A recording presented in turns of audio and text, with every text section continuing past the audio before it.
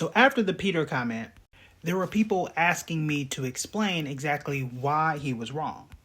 First, let's break down the 2.7%. Bureau of Labor Statistics was closed. They were not able to collect that number to calculate what the CPI, Consumer Price Index, what that number was. Why is that? Because we had the longest government shutdown ever. They weren't able to collect the data and calculate that number. And I wasn't the only one that said it at the time.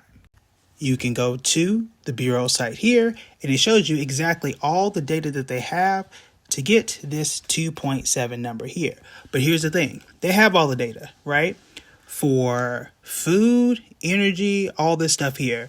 But in October and November, when they were closed, they have all of these blanks. They were not able to collect the data. So this 2.7 number is obviously incorrect. There are some missing data points here.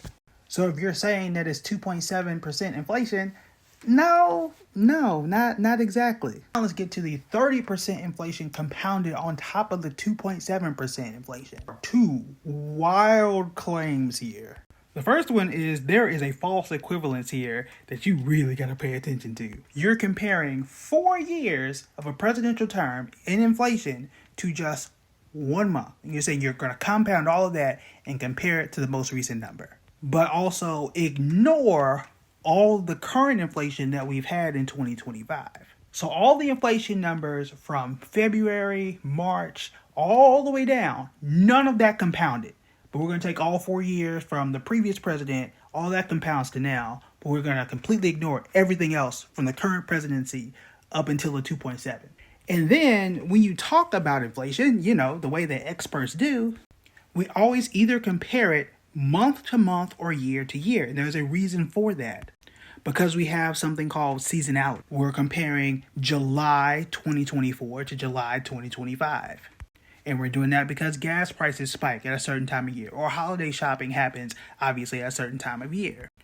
Or if you're talking about a presidential term, you do average inflation over that time. But they do year over year inflation and you just average it out. They don't just compound everything all together.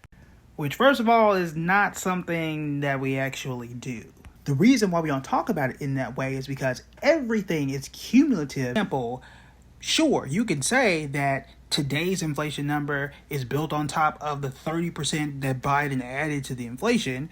But then if that's the case, then that's built on top of the 8% that Trump added the first time around, which is built on the 5% that Obama added before that. That is what cumulative inflation actually means. Now, what was the actual number for Biden during that time?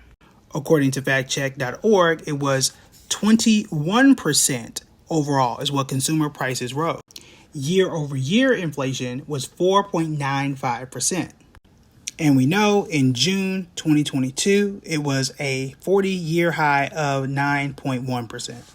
The Fed likes to hit a 2% target for inflation. So 4.95 is very high.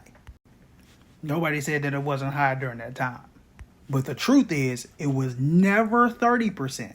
When we are talking about percentages, a 10% gap, a 9% gap is huge. You want to have real educated conversations when it comes to the stock market, when it comes to the economy. I have an entire newsletter that I drop every 2 weeks at buildingbread.com/news.